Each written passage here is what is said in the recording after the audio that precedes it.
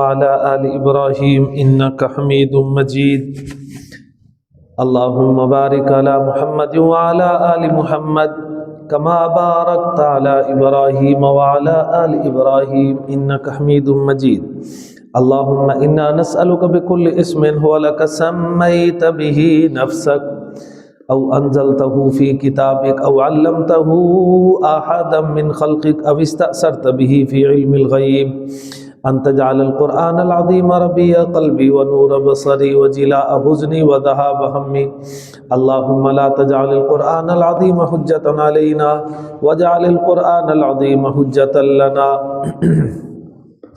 أعوذ بالله من الشيطان الرجيم بسم الله الرحمن الرحيم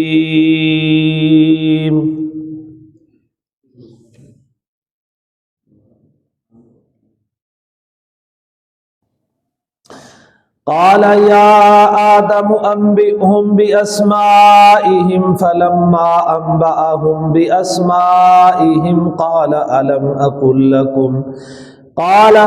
أقل لكم إني أعلم غيب السماوات والأرض وأعلم ما تبدون وما كنتم تكتمون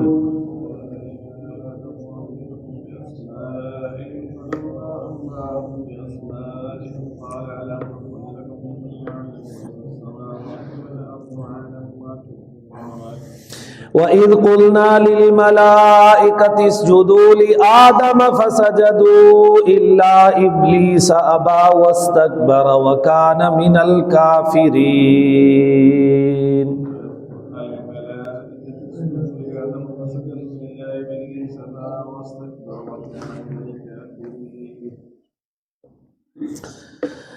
وقلنا يا آدم اسكن أنت وزوجك الجنة وكلا منها رغدا حيث شئتما ولا تقربا هذه الشجرة فتكونا من الظالمين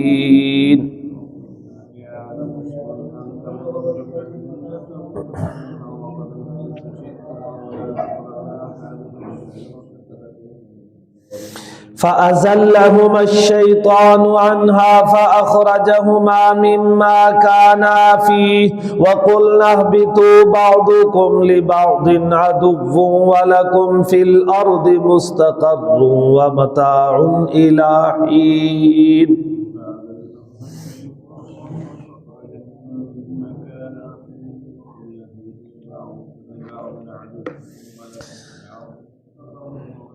فتلقى آدم من ربه كلمات فتاب عليه إنه هو التواب الرحيم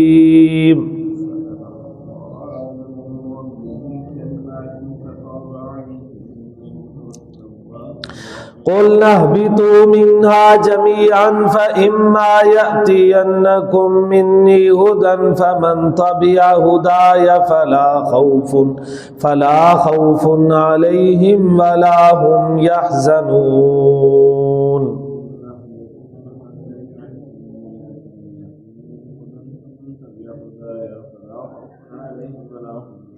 والذين كفروا وكذبوا بآياتنا أولئك أصحاب النار هم فيها خالدون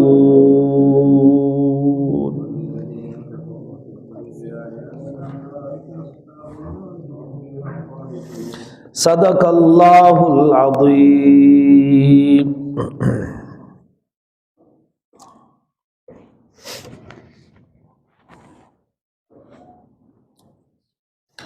السلام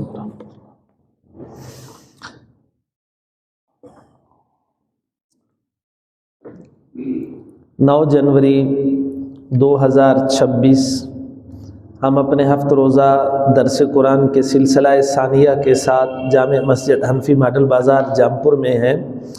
31 रजबुल मुरज्जब 1447 हिजरी। हमारा आज सूरत बकरा का सबक नंबर 8 है, रकू नंबर 4, आयत नंबर 33 ता 39 है। हमारे अभी जो आयतें चल रही हैं 7-8 आयतें चल रही हैं, अगर अहबाब हिम्मत कर लें, इसे याद करते चले, آپ کے صدقے میں بھی۔ تو انشاءاللہ جب یہ درس مکمل ہوگا حسنین میاں یہ یاد ہو چکا ہوگا، ہفتے میں 7-8 آیتیں یاد کرنا، 6-7 سطریں یاد کرنا کوئی مشکل تو نہیں ہے، تھوڑی سی ہمت کریں، ہمت، انشاءاللہ یہ کام آسان ہو جائے گا۔ قال یا آدم انبئہم باسمائہم فلما انبأہم باسمائہم قال الم اقل لکم انی اعلم غیب السماوات والارض واعلم ما تبدون وما کنتم تکتمون۔ حضرت آدم علیہ السلام کو ارشاد الہی ہوا کہ فرشتوں کو ان چیزوں کے نام بتا دیجئے۔ جب حضرت آدم علیہ السلام نے فرشتوں کو ان چیزوں کے نام بتا دیے تو اللہ پاک نے فرشتوں کو خطاب کرتے ہوئے ارشاد فرمایا، کیا میں نے تمہیں یہ بتا نہ دیا تھا؟ الم اقل لکم، میں نے تمہیں یہ بتا نہ دیا تھا کہ میں آسمان و زمین کی چھپی ہوئی باتوں کو خوب جانتا ہوں، اور جو تم ظاہر کرتے ہو اور جو چھپاتے ہو اسے بھی خوب جانتا ہوں۔ اگرچہ فرشتوں نے اپنے خیال سے رجوع کرتے ہوئے انسان کے خلیفہ ہونے کی حقانیت کا اقرار کر لیا،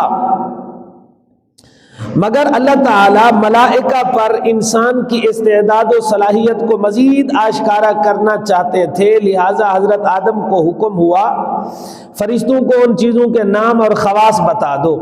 فائدہ اب یہاں ایک سوال ہوگا، ہمیں ایک بات آپ بتائیں، کیا ان چیزوں کا فرشتوں کو پتا تھا؟ نہیں تھا۔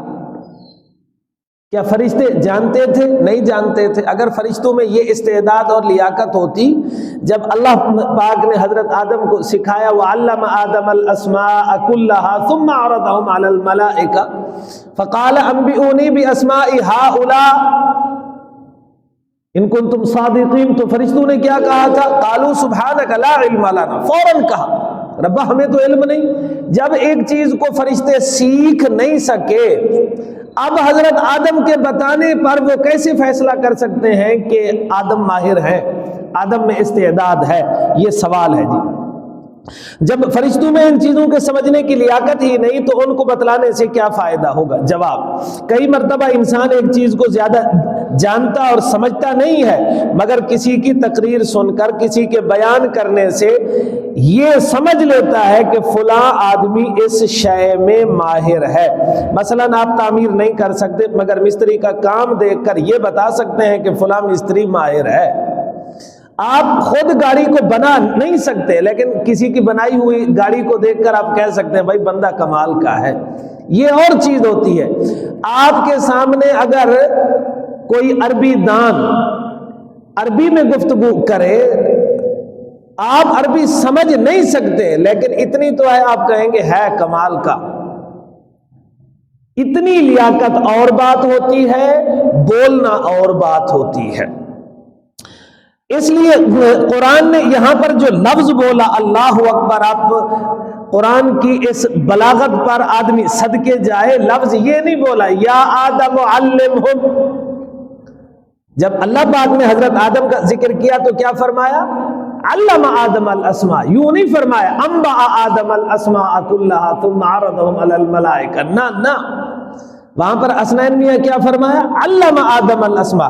اور یہاں کیا ہے؟ یا آدم علمہم، یا آدم انبئہم، آدم ان کو سکھا دے، نہ آدم ان کو خبر دے دے، ان کو سنا دے، ان کو بتلا دے۔ یا آدم علمہم کے بجائے یا آدم انبئہم فرمایا، یعنی ان کو خبر دے دو۔ گویا حضرت آدم علیہ السلام حضرت آدم علیہ السلام کے اس بیان سے فرشتوں کو تعلیم دینا مقصود نہیں، بلکہ صرف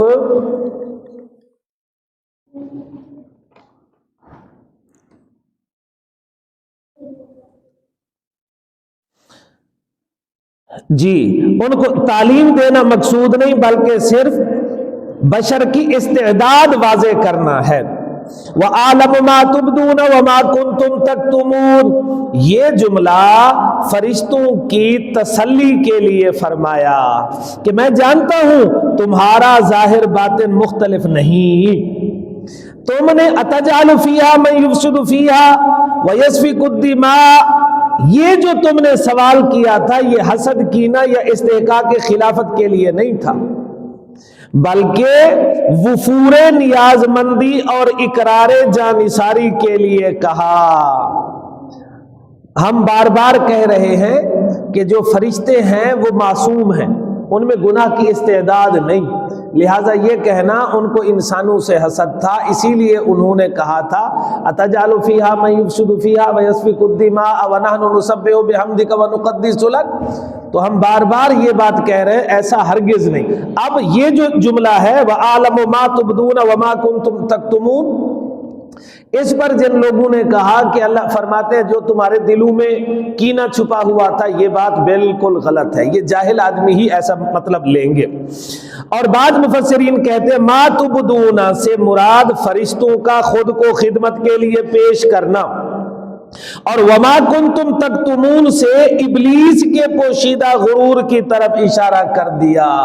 جب ایک مجلس ہو، جب ایک کوئی وفد ہو، جماعت ہو، مجلس ہو، اس میں کچھ آدمی ٹھیک کچھ غلط ہوں تو پھر نسبت ایسے کی جاتی ہے، میں جانتا ہوں کن کے سینے صاف ہیں اور کن کے سینوں میں میل ہے، یا تم کیا ظاہر کر رہے ہو اور کیا پوشیدہ ہے۔ ایک جملہ ایک کے لیے، دوسرا جملہ دوسروں کے لیے، یہ عرب کا ایک طریقہ ہے۔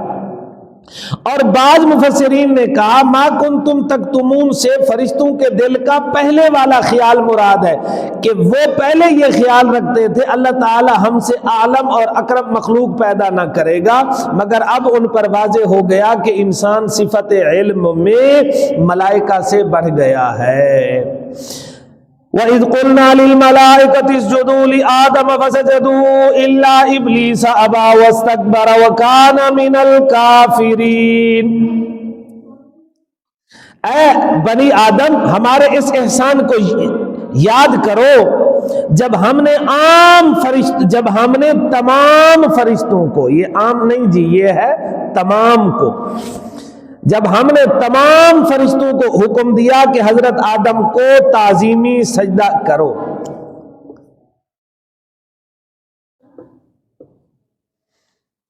تو سب فرشتوں نے سجدہ کیا مگر ابلیس نے اس حکم الہی کو نہ مانا اور تکبر کیا۔ سجدہ دو قسم کا ہے جی، ایک ہے سجدہ عبادت، یعنی کسی کو معبود اور نفع نقصان کا مالک سمجھ کر سجدہ کرنا، جو کہ غیر اللہ کو تو کرنا ہر شریعت میں حرام رہا، ہر مذہب میں، ہر شریعت میں یہ حرام رہا۔ اچھا جی، یہاں پر ایک سطر ہماری رہ گئی ہے جی، ہر شریعت میں حرام رہا، البتہ تعظیمی سجدہ سابقہ شریعتوں میں جائز رہا۔ چنانچہ حضرت یوسف علیہ السلام کے قصے میں جی، حضرت یوسف کے قصے میں آتا ہے وَرَفَعَ أَبَوَيْهِ عَلَى الْعَرْشِ وَخَرُّوا لَهُ سُجَّدًا۔ وَرَفَعَ أَبَوَيْهِ عَلَى الْعَرْشِ، حضرت یوسف علیہ السلام نے جب اپنے ابا اور اماں کو تخت پر بٹھایا، خروا لہو سجدہ، وہ سجدے میں گر گئے، پھر بھائیوں نے بھی سجدہ کیا، اور اس وقت ہے کہ حضرت یوسف علیہ السلام نے کیا فرمایا، ذالک تاویل نہ جینا۔ تو اس وقت حضرت یوسف علیہ السلام نے جی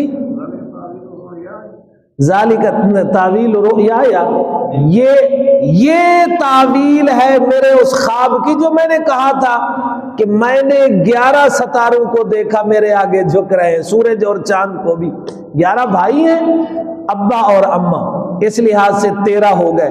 یہاں پر وہی ہے رفع ابویہ علی العرش خروا لہ سجدا، کہ جب حضرت یوسف نے اپنے والدین کو تخت شاہی پر آپ لائے تو وہ تعظیماً حضرت یوسف کے آگے جھک گئے، مگر اسلام نے ہر طرح کے تعظیمی سجدہ کو بالکل حرام قرار دیا۔ حدیث میں ہے حضرت قیس بن سعد نے عرض کیا یا رسول اللہ، عجمی لوگ یہ اصل میں حیرہ مقام میں ہو کر آئے تھے، حیرہ مقام میں ہو کر آئے، کسی غرض کے لیے گئے، وہاں پر دیکھا کہ لوگ اپنے سرداروں کو سجدہ کر رہے ہیں، تو آتے ہوئے حضور پاک کی خدمت میں عرض کیا یا رسول اللہ، اجمی لوگ اپنے سرداروں کو سجدہ کرتے ہیں، اور آپ صلی اللہ علیہ وسلم چونکہ ہمارے صرف جسموں کے نہیں بلکہ دلوں کے بھی بادشاہ ہیں، لہٰذا ہمارے تعظیمی سجدے کے زیادہ حقدار ہیں۔ اپنی رائے سے ایک بات کہی۔ حضرت صلی اللہ علیہ وسلم نے یہ بات سن کر ارشاد فرمایا اگر تم میری قبر پر گزرو تو کیا سجدہ کرو گے؟ میں نے کہا نہیں۔ آپ صلی اللہ علیہ وسلم نے فرمایا اب بھی سجدہ نہ کرو۔ تو معلوم ہوا نہ زندہ کو سجدہ کرنا ہے نہ کسی کی قبر کو سجدہ کرنا ہے۔ پھر فرمایا اگر خدا کے علاوہ کسی کو سجدہ کی اجازت ہوتی تو میں عورتوں کو حکم دیتا اپنے شوہروں کو سجدہ کریں۔ اس حق کی وجہ سے جو اللہ تعالیٰ نے شوہروں کو بیویوں پر جو اللہ نے شوہروں کا بیویوں پر رکھا ہے، شوہروں کا بیویوں پر جو حق ہے، اس کی وجہ سے میں کہتا کہ بیویاں اپنے شوہر کو کریں، لیکن یہ بھی جائز نہیں ہے۔ جب یہ بھی جائز نہیں ہے تو کسی اور کے لیے بھی جائز۔ اسلام نے شرک اور بت پرستی کے ہر ممکنہ راہ بند کرتے ہوئے تصویر سازی اور اس کی فروخت اور تعظیم بھی حرام کر دی۔ یہ جیسے تصویر سازی حرام ہے، مجسمہ سازی حرام ہے، مجسموں کو بیچنا بھی جائز نہیں ہے۔ یہ جو گڑیوں کا کام کرتے ہیں یہ کام شرعاً جائز نہیں۔ اب کوئی یہ کہے جی یہ ہم تو جی محنت کر رہے ہیں، واہ جی واہ، جس کام سے اللہ نے روک دیا اس کام پر کی ہوئی محنت معتبر ہے۔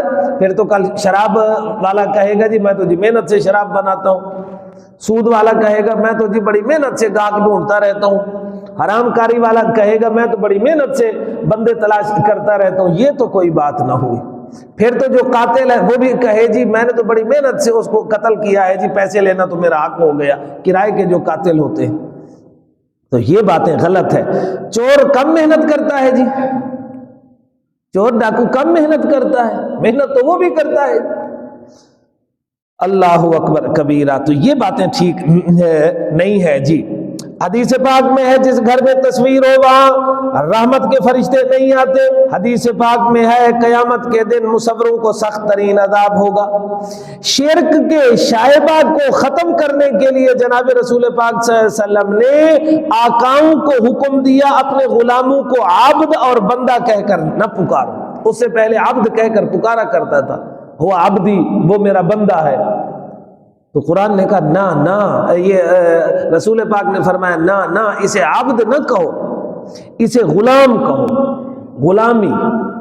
اگرچہ عبد کہنا ناجائز نہیں ہے، عبد کہنا ناجائز نہیں ہے، اسی طرح غلاموں سے فرمایا اپنے آقا کو رب کہہ کر مت پکارو۔ اگرچہ ظاہری طور پر وہ اس کی تربیت بھی کر رہا ہوتا ہے، اس کا خرچہ بھی برداشت کر رہا ہوتا ہے، لیکن اسے رب نہ کہو۔ کیوں؟ کہیں جہالت کی وجہ سے آقا پرستی کا دروازہ نہ کھل جائے۔ اصل یہ ہے بات۔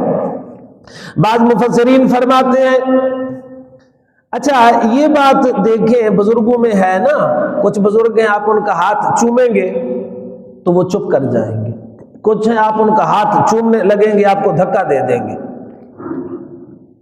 دھکا دے دیں گے۔ کیوں؟ کہ یہ ہاتھ چومنے سے کام آگے نہ بڑھتا جائے۔ یہ جو بت تھے، سوا تھا، یغوث تھا، نصر تھا، یہ اپنے دور کے نیک لوگ تھے، انہوں نے اپنے مجسمے نہیں بنائے تھے، بعد میں ان کے مجسمے محبت میں بنائے گئے۔ یہ تصویر سازی کا فتنہ، جی پیر جی کی تصویر ہے اس کو لگا دو۔ اور بھائی جب رسول جی نے منع کر دیا، جب رسول پاک نے منع کر دیا پھر کچھ بچا؟ وہ ایک بزرگوں کے بارے میں آتا ہے جب ان سے کوئی ایسی بات کہتا تو فرمایا کرتے تھے میاں نہیں، وہ بلکہ کہا کرتے تھے بھائی بڑے میاں جی نے منع کیا ہے۔ حضور پاک کو کہا کرتے تھے بڑے میاں جی، حضور پاک سب سے بڑے نبی ہیں نا جی بڑے میاں جی نے منع کیا ہے۔ بڑے میاں جی کے بعد تو کسی کی بات دل کو لگتی ہی نہیں ہے جی، کوئی کیا کہہ رہا ہے، کوئی کیا کر رہا ہے، اس سے ہمارا واسطہ نہیں ہے جی، بڑے میاں جی نے منع فرما دیا ہے جی۔ اللہ اکبر کبیرہ، اللہ اکبر کبیرہ۔ بہرحال جی، بعض مفسرین فرماتے ہیں جو حضرت آدم علیہ السلام کو سجدہ ہوا، یہ سجدہ اصطلاحی مراد نہیں بلکہ محض جھکنا تھا اور سلامی پیش کرنا تھا۔ اچھا جی، کیا سجدہ سلامی کے معنی میں آتا ہے؟ جی ہاں، ارشاد الہی ہے الم تر ان اللہ یسجد لہ من فی السماوات والارض، اے مخاطب کیا تو نہیں دیکھتا آسمان و زمین کی ساری مخلوق اللہ کے آگے جھکی ہوئی ہے؟ تو یہ جھکنے کے معنی میں ہے جی۔ گویا حضرت آدم علیہ السلام کی فضیلت اور فوقیت کو عملی طور پر ظاہر کرنے کے لیے فرشتوں کو سجدے کا حکم ایسے ہے جیسے بادشاہ کسی کو جانشین مقرر کرنے کے بعد حکومتی اراکین اور فوج کو سلامی کا حکم دیتا ہے کہ ان کو سلامی دو جی، سلامی کا حکم دیتا ہے۔ یہ ہیں جی حضرت آدم جن کو سلامی ہو رہی ہے، اور حضرت آدم کے ایک بیٹے ہیں جو حضرت آدم سے بھی بڑھ کر ہیں، ان کا نام کیا ہے جی؟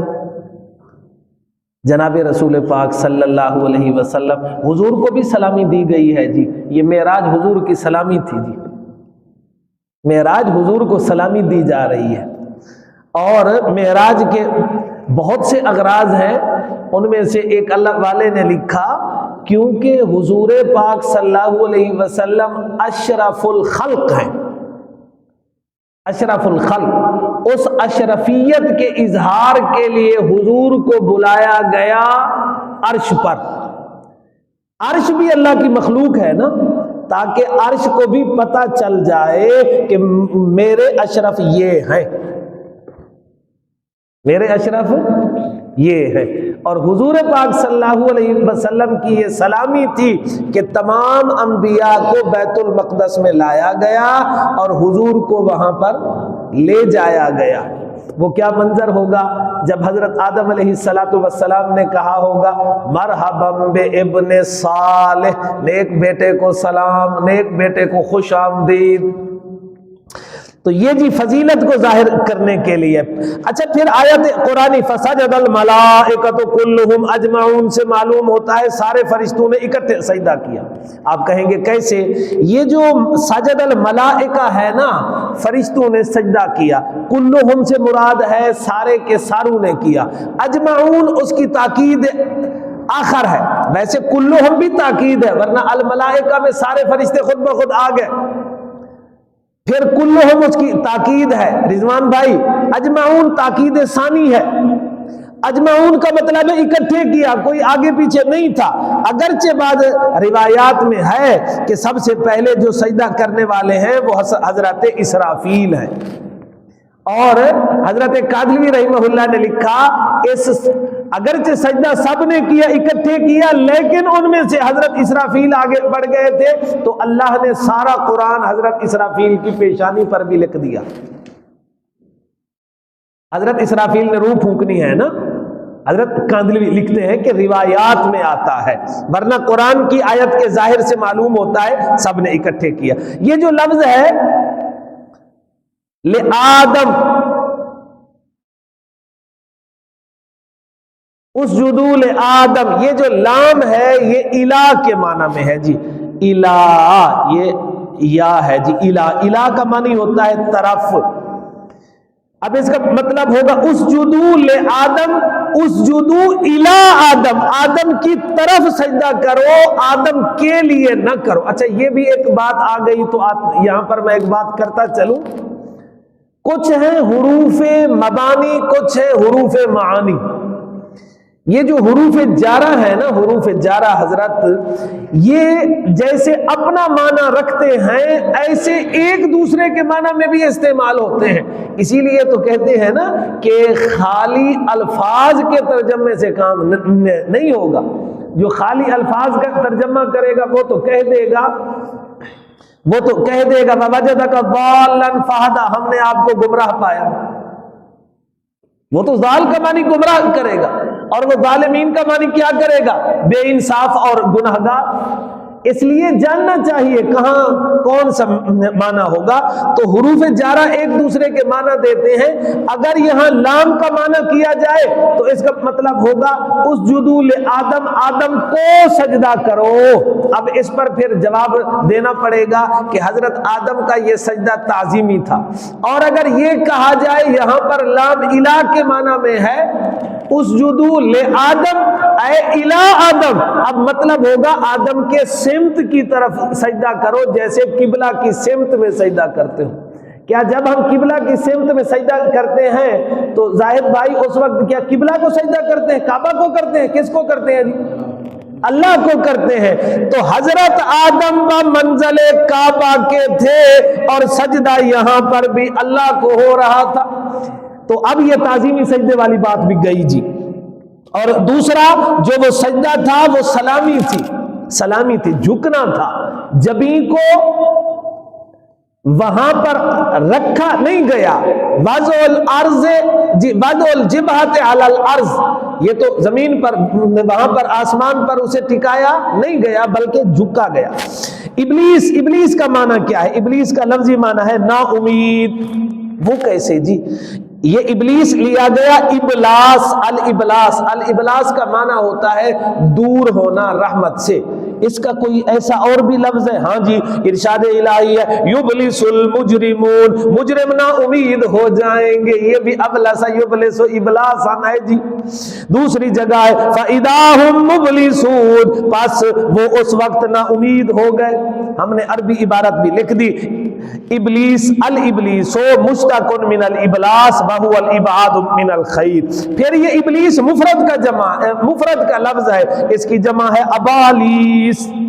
آج بھی بہت ابالیس ہیں جی، بڑے آج ابلیس ہیں جو خلط ملط کر رہے ہیں. پھر اسے شرارتوں کی وجہ سے شیطان بھی کہا جاتا ہے، جبکہ سریانی زبان میں، یہ زبانوں نہیں زبان میں اس کا نام عزازیل ہے، اور عبرانی میں حارس بھی آتا ہے. لیکن یہ یاد رہے حارس نام رکھنا جائز ہے. حضور پاک صلی اللہ علیہ وسلم فرماتے ہیں اصدق الاسماء حارث. حارث کا مطلب ہے محنت کرنے والا، کام کرنے والا. انسان بھی تو محنت کرنے والا ہے، کام کرنے والا ہے.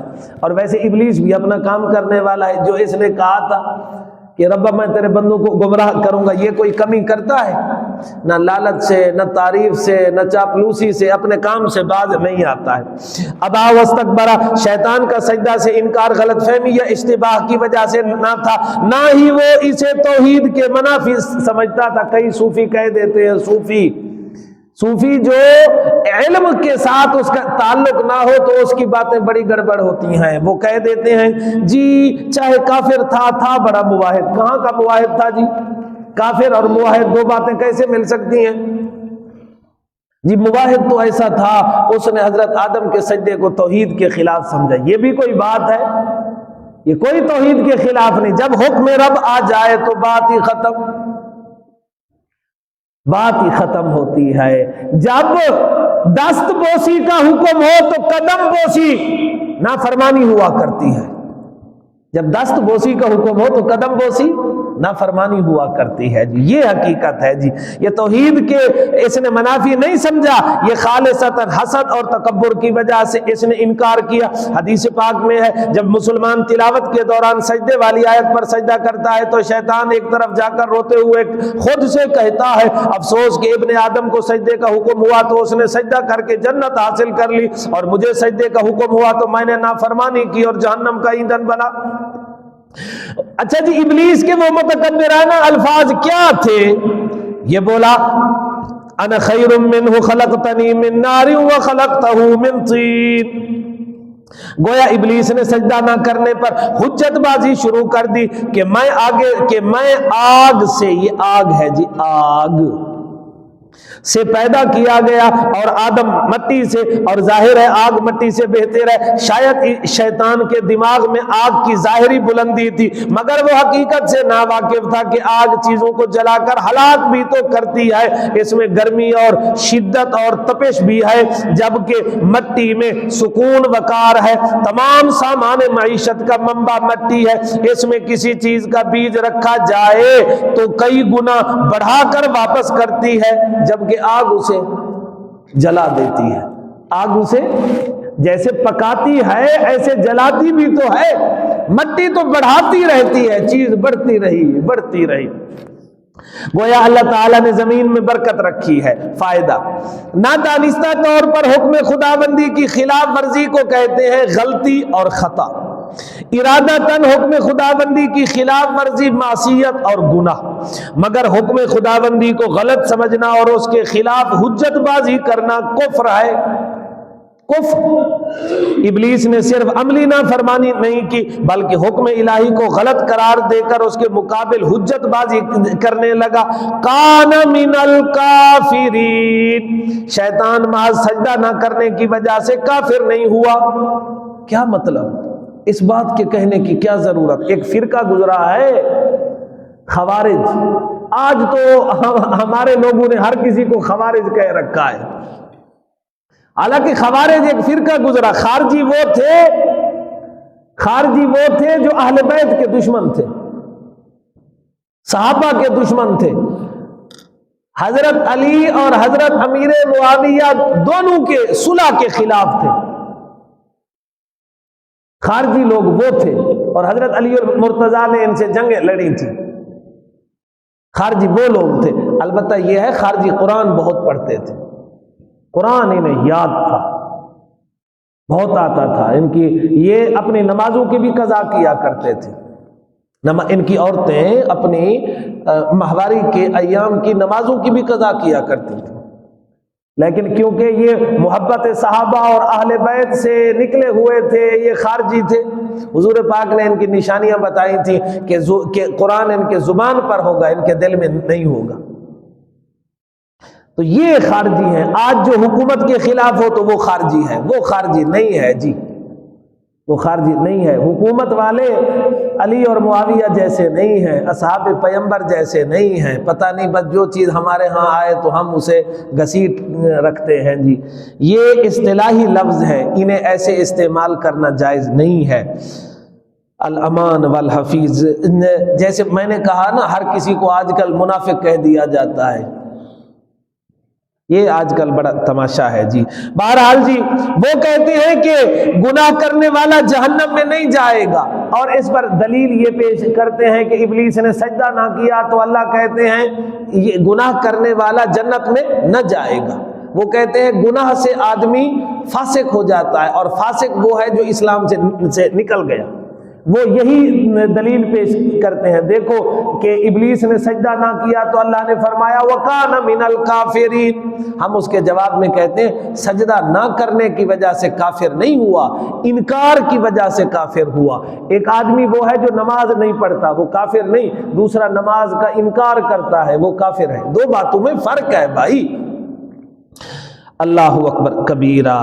مگر اچھا، اور اس کا جی دوسرا معنی یہ بھی ہے، بعض بزرگوں نے اس کا یہ معنی لیا کہ ابلیس کافروں میں سے تھا، یعنی اگرچہ ظاہراً اس نے سجدے کا انکار تخلیق آدم کے بعد کیا، مگر اللہ کے علم میں وہ پہلے سے کافر تھا. تو یہ بات تو ٹھیک ہے، اللہ کے علم میں، اللہ تو علام الغیوب ہے.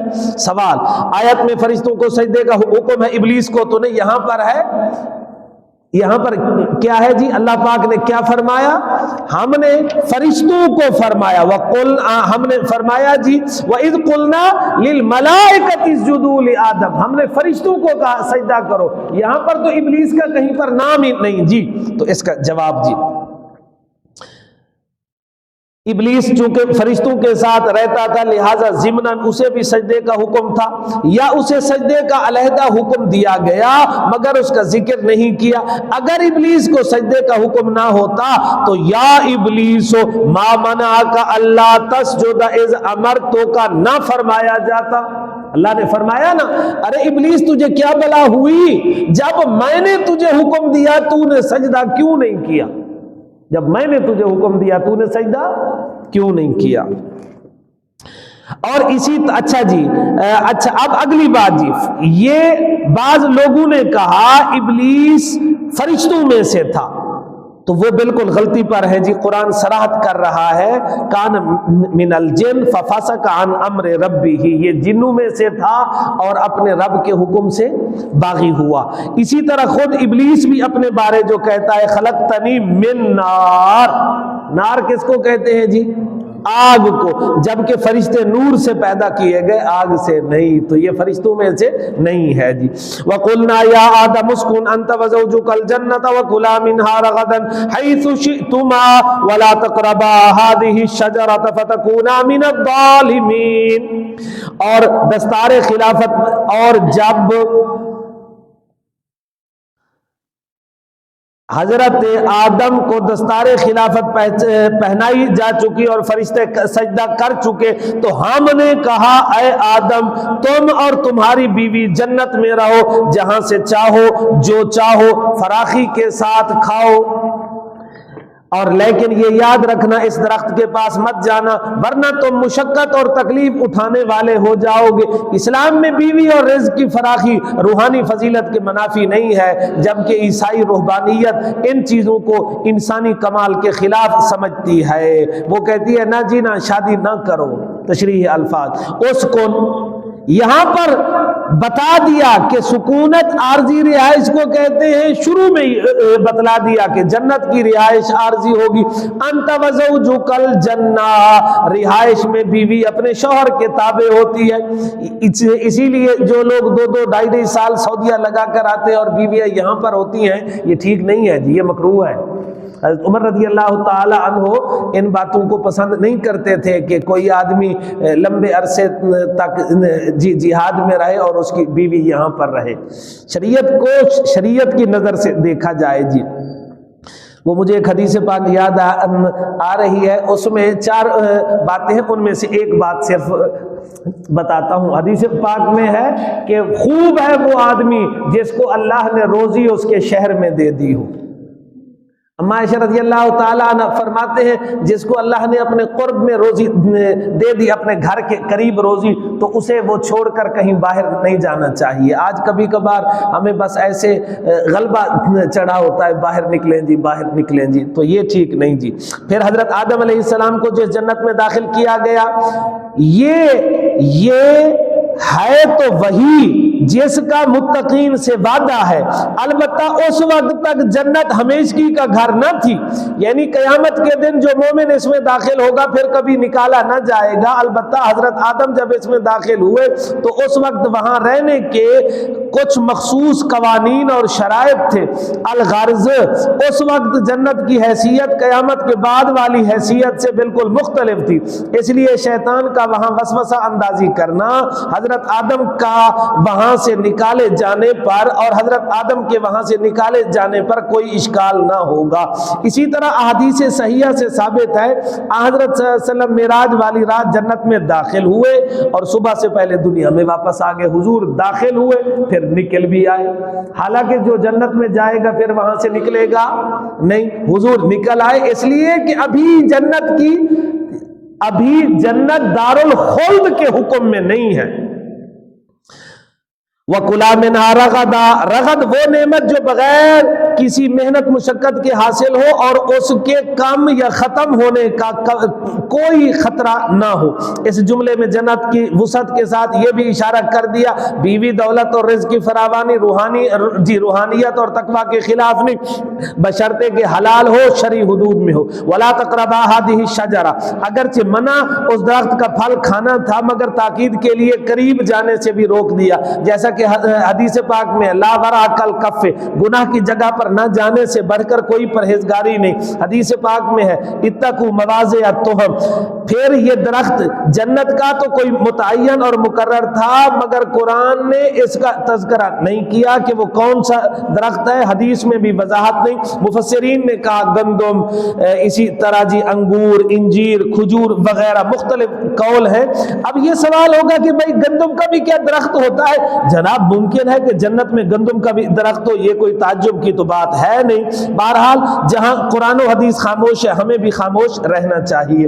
فتکونا من الظالمین، یہاں ظالم بے انصاف یا گناہگار کے معنی میں نہیں بلکہ مشقت اٹھانے والا، نقصان کرنے والا مراد ہے۔ جنت تو بلا مشقت فراخی والی روزی ملتی، جنت میں تو بلا مشقت فراخی والی روزی ملتی ہے۔ اگر یہ درخت کھا لیا زمین پر جانا پڑے گا جہاں محنت مشقت کے سامان کے ساتھ سامان کی حفاظت بھی کرنی ہوگی، بیماری اور تنگی بھی جھیلنی ہوگی۔ فَأَزَلَّهُمَا الشَّيْطَانُ عَنْهَا فَأَخْرَجَهُمَا مِمَّا كَانَا فِيهِ وَقُلْنَا اهْبِطُوا بَعْضُكُمْ لِبَعْضٍ عَدُوٌّ وَلَكُمْ فِي الْأَرْضِ مُسْتَقَرٌّ وَمَتَاعٌ إِلَىٰ حِينٍ۔ پھر شیطان نے ان دونوں کو اس جگہ سے پھسلایا، پس وہ جس عزت اور راحت میں تھے وہاں سے ان کو نکال دیا، اور درخت کھانے کے بعد ہم نے کہا تم سب نیچے اترو، زمین پر جا کر تم ایک دوسرے کے دشمن بن کر رہو گے، اور تمہارے لیے زمین میں ایک عارضی ٹھکانہ ہے اور مقرر وقت تک نفع اٹھانا ہے۔ جب ابلیس نافرمانی کی سزا میں جنت سے نکالا گیا تو اس نے حضرت آدم سے اس ذلت کا بدلہ لینے کی ٹھان لی، چنانچہ اس نے اپنے بغض اور حسد کی تکمیل کے لیے سیاہ کو سفید دکھا کر دھوکہ دیا۔ اگرچہ شیطان انسان کو گناہ پر مجبور تو نہیں کر سکتا، مگر وسوسہ اندازی اور پراپیگنڈے کا امام ہے، اس کے لیے مادی رکاوٹیں اور دور دراز کا فاصلہ بھی کوئی حیثیت نہیں رکھتا۔ ابلیس نے پہلے تو حضرت آدم کے سامنے جھوٹی قسمیں کھا کر یقین دلایا کہ میں تمہارا مخلص دوست اور خیر خواہ ہوں۔ اللہ پاک فرماتے ہیں وَقَاسَمَهُمَا إِنِّي لَكُمَا لَمِنَ النَّاصِحِينَ۔ حضرت آدم کو یہ گمان ہی نہ تھا کہ خدا تعالیٰ کی جھوٹی قسم بھی کوئی کھا سکتا ہے، اس لیے اس کی باتوں میں آ گئے۔ پھر وہ بولا هل ادلک علی شجرۃ الخلد وملک لا یبلا، میں ایسا درخت بتاؤں جس کے کھانے سے آپ ہمیشہ رہیں گے۔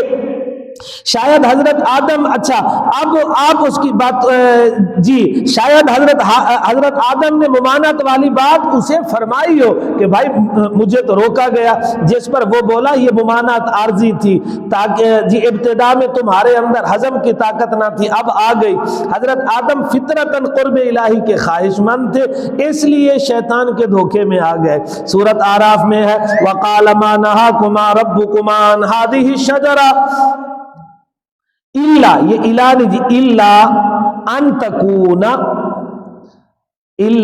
تکونا ملکین او تکونا من الخالدین، کہ آپ کو روکا اس لیے نہیں گیا کہ درخت کھانے سے کچھ اور ہوگا، آپ فرشتے بن جائیں گے۔ تو فطرت تو اب جو بعض مفسرین ہیں وہ یوں بھی کہتے ہیں، یوں اس نے دھوکہ دیا کہ صرف اسی درخت سے روکا گیا، اس جیسے اوروں سے تو نہیں۔ لہٰذا حضرت آدم کی اس نادانستہ غلطی کو گناہ یا معصیت کہنا تو بالکل غلط، کیونکہ حضرت آدم اس درخت کے پھل کو اللہ کی دوری کے بجائے قرب کا ذریعہ سمجھ بیٹھے۔ ارشاد الہی ہے فَنَسِيَ آدَمْ وَلَمْ نَجِدْ لَهُ عَزْمًا، مگر حضرت آدم کے رتبے اور بلندی شان کی وجہ سے اس نادانستہ غلطی کو بھی نافرمانی سے تعبیر کرتے ہوئے فرمایا عَصَىٰ آدَمُ رَبَّهُ فَغَوَىٰ۔ اس آیت پر اب یہ شبہ نہ ہو کہ انبیاء پر شیطان کا زور چل جاتا ہے، وہ بھی شیطانی وسوسے میں آ جاتے ہیں۔ جناب عصمت انبیاء کا مسئلہ زمین پر آنے کے بعد ہے، دنیا میں آنے کے بعد شیطان کا ان پر وسوسہ نہیں چلتا۔ کیوں؟ اگر دنیا میں چلے تو انبیاء سے لوگوں کا اعتماد اٹھ جائے۔ البتہ انبیاء دنیا میں بھول سکتے ہیں، غلط فہمی ہو سکتی ہے، مگر فوراً وہی آ کر مطلع کر دے گی، متنبع کر دے گی۔ پھر عتاب کیوں ہوتا ہے؟ ہم نے پہلے بھی کہا عظمت شان کی وجہ سے، حسنات الابرار سیئات المقربین، اور نبی تو اعلیٰ درجے کا مقرب ہوتا ہے۔ جی شیطان تو مردود ہو چکا تھا، یہ پھر جنت میں کیسے پہنچا؟ اس وقت تک جی نکالا نہیں گیا تھا جنت سے، اور اس کے وسوسہ ڈالنے کے لیے جنت میں اس کا جانا ضروری نہیں تھا۔ قُلْنَا اهْبِطُوا بَعْضُكُمْ لِبَعْضٍ عَدُوٌّ، یہ بات پھر سے سمجھ لیں، حبوط کہتے ہیں اوپر سے نیچے آنا، اوپر سے نیچے آنا۔ گویا حضرت آدم دنیا کے کسی باغ میں نہیں کھڑے تھے، جیسا کہ ملحد کہتے ہیں آدم دنیا کے ایک باغ میں کھڑا تھا، وہاں سے مالک نے کہا نکل جاؤ۔ یہ بھی کوئی بات ہے اللہ کے بندے؟ یہاں پر اوپر سے نیچے آ رہے ہیں۔ پھر جی تمہارے درمیان کیا ہوگا؟ مختصر لفظوں میں بتا دیا، زمینی زندگی کا نقشہ یہ ہوگا کہ جنت کے سکون اور اطمینان کے برعکس زمین پر حسد، کینہ، باہمی عداوت کا دورہ ہوگا۔ اس کا پہلا نمونہ حابیل اور قابیل کے قصے میں ہو رہا ہے۔ فی الارض مستقر، حضرت آدم آسمان سے زمین پر اترے، وہ پہلے دنیا کے کسی باغ میں نہیں تھے کہ وہاں سے نکالے گئے، مستقر میں واضح کر دیا دنیا بھی عارضی رہائش ہے، اور اب بشر کو یہ بات سمجھا دی دنیا عارضی ٹھکانہ ہے، موت کسی حادثے کا نام نہیں، فطرت میں ایک لازم شے ہے جو داخل ہے۔ اسی لیے تبارک الذی میں اللہ نے کیا فرمایا جی؟ خلق الموت والحیات لیبلوکم ایکم احسن عملا فتلقى آدم من ربہ کلمات فتاب علیہ انہ هو التواب الرحیم۔ حضرت آدم نے اپنے رب سے چند کلمات سیکھ لیے، پھر اللہ تعالی نے اس پر نظر رحمت، اللہ تعالی اس پر نظر رحمت سے متوجہ ہوا،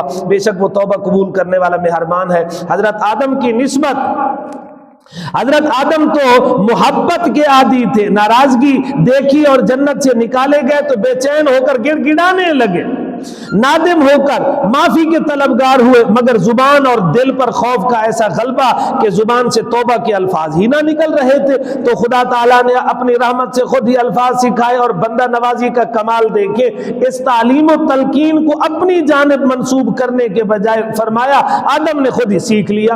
اس کو اگر مثال سے سمجھے تو یوں ہے کہ جیسے استاد کسی شاگرد کو پہلے درخواست لکھنا سکھائے، پھر کہے یہ صاف کر کے لے آؤ، جب صاف کر کے لے آئے تو کہے واہ بھائی واہ اس نے کیا خوب درخواست لکھی ہے۔ وہ الفاظ کیا تھے؟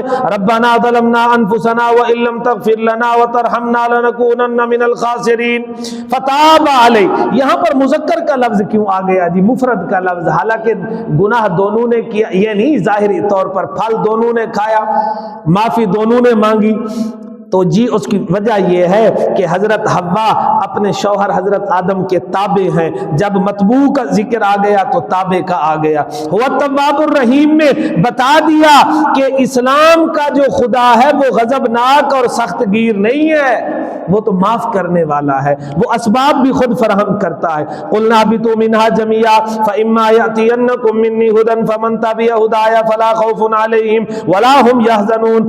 ہم نے حکم دیا توبہ تو قبول ہے مگر اب تم یہاں رہ نہیں سکتے، لہٰذا تم سب یہاں سے نیچے اترو، پھر اگر تم کو میری طرف سے کوئی ہدایت ملے تو آگے پھر دو صورتیں ہوں گی، جو میری ہدایات پر چلیں گے ان پر نہ آئندہ کا خوف ہوگا، نہ وہ گزشتہ زندگی پر غمگین ہوں گے۔ اہبطوا کا حکم بطور سزا نہیں بلکہ ممنوع درخت کا پھل کھانے سے جو طبی اثرات مرتب ہوئے تھے اس اعتبار سے جنت میں رہنے کی گنجائش نہ تھی۔ ذرا غور کریں، پہلے اہبطوا کے ساتھ ہے بعضکم لبعض عدو، دوسرے کے ساتھ نہیں، گویا زمین پر اترنے کا حکم تو باقی رہا مگر حیثیت بدل گئی، پہلے ناراضگی میں بطور سزا کے تھا، اب عزت احترام کے ساتھ مقصد خلافت کی تکمیل کے لیے ہے۔ فمن جی یہ ہے جی فمن تابع ہدایا، فمن تابع ہدایا، تابع ہدایا، اگر دنیا